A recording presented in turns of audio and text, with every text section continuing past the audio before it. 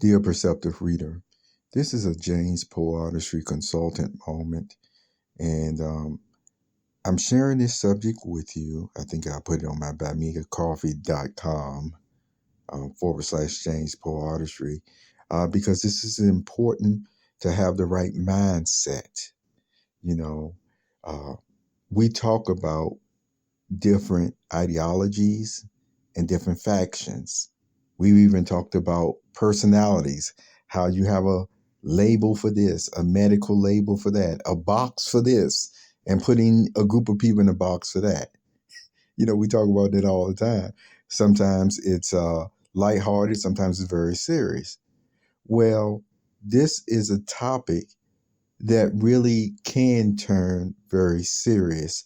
So you want to have the right mindset. I've heard this question asked quite a bit on who are you? What is your affiliation? So listen to the words. What are you supporting? What are you connected to? All right. And then there are other terms that go far beyond just claiming your citizenship. But then there are terms that actually describes the spirit of appreciation for your citizenship. And that spirit can be so strong that depending on other person's views, that type of spirit could show, seriously, that maybe it's even overriding God's spirit on the matter. And that's what we don't want. Okay, that's what we don't want. So with that being said, let me share with you a thought, a reference, and it's from the letter of Corinthians. I don't remember where it's at. I know it's in the first 2 or 3 chapters or what have you, in probably the first letter, but if it's not in the first, it's in the second. The whole point is, and remember, I'm not telling you to be a robot, but Paul was talking about how Christians should be in union with one another. I think he even used terms like speaking of like in the same mind and same body and things of that nature.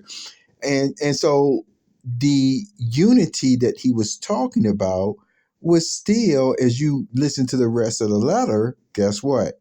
The unity still dealt with moral matters and also the worship of God.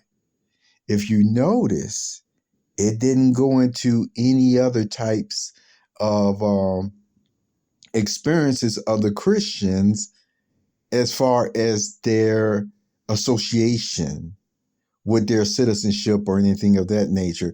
Now, you can go into the letter of Romans and get a better idea on that, and also in the letters of Peter and get a better idea on that. But as far as Corinthians, see, and that's what, I telling persons that you want to keep in mind, it was still showing this is how we or the Christian congregation is set up. This is how we handle matters. Is it irregardless or regardless of what's going on outside the building? That's the congregation. Now, that's important to know because remember, there are other associations outside the congregation. Remember, we talk about social issues and then on up local, governmental, and things of that nature. That the reality is they deal with matters in those positions and offices in a different way, sometimes totally different than the way the Christian congregation deals with it. So if somebody was to ask you, and they do it all the time, they ask everybody, no matter what type of occupation or their job, on what comes first in your life, what do they say? What do they say comes first in their life? You know what they say. And then, so that really goes to show you that as far as unity, as far as having a sound mind and sound same spirit of one another, I want to emphasize, according to the spirit of the scriptures, if you still really want to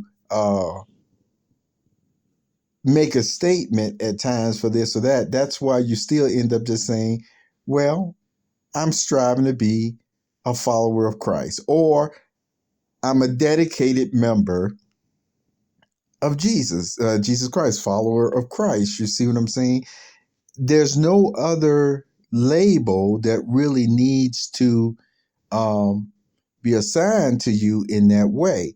Now, what comes up next, though, is sometimes when high positions come up in different, I'm just saying, denominations at times, let's just face it, you even have, sad to say, divisions that come about because of one person claiming some type of outside label, while another side of the room is claiming the exact opposite of a label, a labeled and a view, an association, if you will, that the church really is not addressing that at all. So what am I saying? See, that's on your conscience.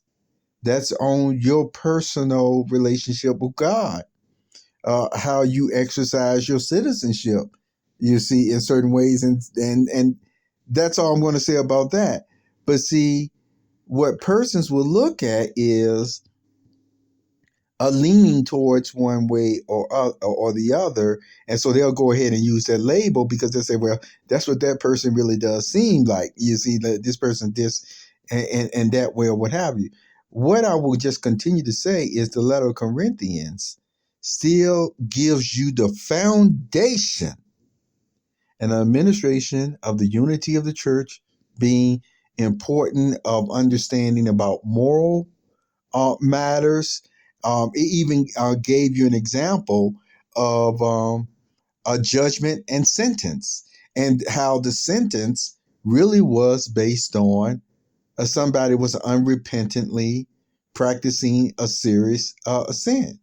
So anybody who will be appointed, in these type of areas, congregations, deacons, whatever you want to call them, that's why the importance comes in, that you still know they're going to implement the examples that Paul gave with Holy Spirit on how to keep the congregation clean and unified.